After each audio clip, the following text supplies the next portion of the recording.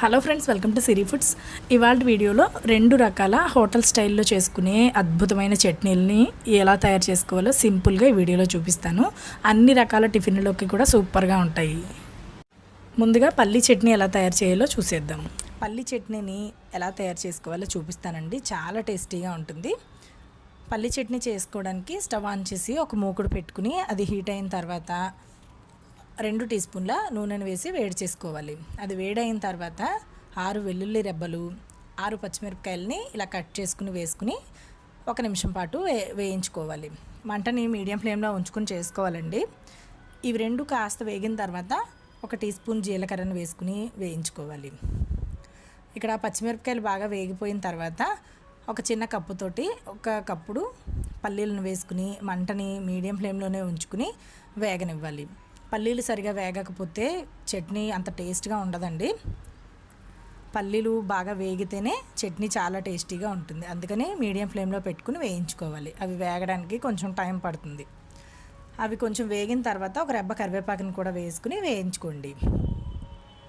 మీకు ఇవి బాగా వేగిపోయాయి అంటే వాటికి ఉన్న తొక్క దాని అంతటా అదే ఊడొచ్చేస్తూ ఉంటుందండి. అంతవరకు వేయించుకోవాలి.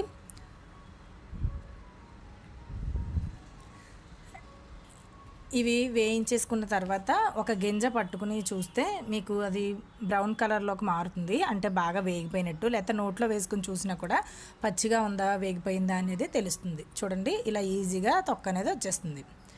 ఇవి వేగిపోయిన తర్వాత స్టవ్ ఆఫ్ చేసేసి పూర్తిగా చల్లారిన తర్వాత కొద్దిగా చింతపండు వేసుకుని మిక్సీ జార్లోకి తీసుకుని ఉప్పు వేసేసి కొంచెం నీళ్ళు వేసుకుని ఇలా చట్నీలాగా గ్రైండ్ చేసేసుకుని ఒక బౌల్లోకి తీసేసుకోండి. మరి పలచగా చేసుకోకూడదండి. దీనికి పోపు పెట్టుకుందాం. ఇలా ఒక చిన్న పోపు పెట్టే ప్యాన్ పెట్టుకుని 2 టేబుల్ స్పూన్ల ఆయిల్ వేసి 1 టీ స్పూన్ ఆవాలు వేసి చిటపట్లాడిన తర్వాత 1 టీ స్పూన్ మినప్పప్పు వేసి వేయించుకోవాలి. 4 దంచిన వెల్లుల్లి రెబ్బలు, 1 ఎండుమిరపకాయని కట్ చేసుకుని వేసుకోవాలి. అలాగే 1 రెబ్బ కరివేపాకును కూడా వేసుకుని పోపు బాగా వేగిన తర్వాత స్టవ్ ఆఫ్ చేసేసి మనం ముందుగానే రుబ్బుకుని ఉంచుకున్న చట్నీలోకి ఈ పోపుని కలిపేసుకుంటే మనకి మంచి టేస్ట్ తోటి అన్ని టిఫిన్లలోకి కూడా తినగలిగే ఉండే పల్లి చట్నీ అనేది తయారైపోయింది. చాలా సింపుల్గా చేసుకోవచ్చండి. చాలా టేస్టీగా ఉంటుంది. ఇందులోకి వేయించుకున్న పల్లీలు, పచ్చిమిర్చి చాలా టేస్టీ వస్తాయండి. ఇంతేనండి. ఇవాళ అల్లం చట్నీ ఎలా చేయాలో చూపిస్తాను. దానికోసం స్టవ్ ఆన్ చేసి ఒక మూకుడు పెట్టుకుని 2 టీ స్పూన్ల నూనెను వేసి వేడవనివ్వండి. ఆ నూనె వేడెక్కిన తర్వాత దాంట్లోకి 2 చెంచాల మినపప్పును వేసుకోండి. 2 చెంచాల శనగపప్పును కూడా వేసుకోవాలి. ఈ పప్పులు 2 బాగా వేయించుకోవాలి. మంటని మీడియం ఫ్లేమ్లో పెట్టి వేగనివ్వండి. ఈ పప్పులు బాగా వేగితేనే చట్నీ మంచి టేస్ట్గా వస్తుంది. ఇవి వేగిన తర్వాత 1 చెంచాడు ధనియాలను కూడా వేసుకుని వేయించుకోండి. ఇవి 1 నిమిషం ఇలా వేగిన తర్వాత 2 ఇంచుల అల్లం ముక్కల్ని ఇక్కడ 3 ముక్కలు తీసుకున్నాను. వాటిని శుభ్రంగా కడుక్కుని చిన్న ముక్కలుగా చేసుకుని వేసుకోండి. అల్లాన్ని కూడా బాగా వేగనివ్వాలండి. ఇవన్నీ కూడా మీడియం ఫ్లేమ్లోనే పెట్టుకుని చేసుకోవాలి.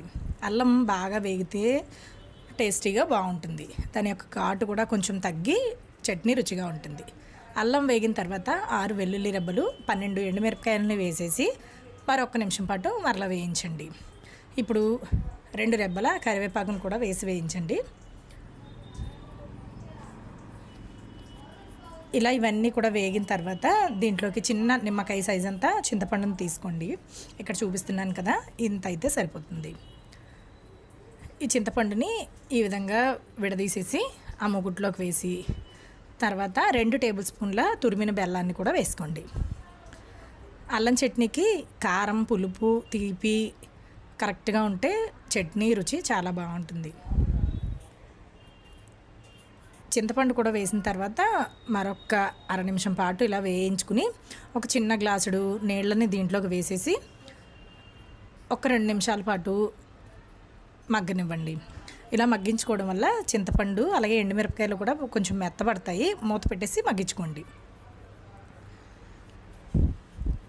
లో ఫ్లేమ్లో పెట్టి మగ్గనివ్వాలి.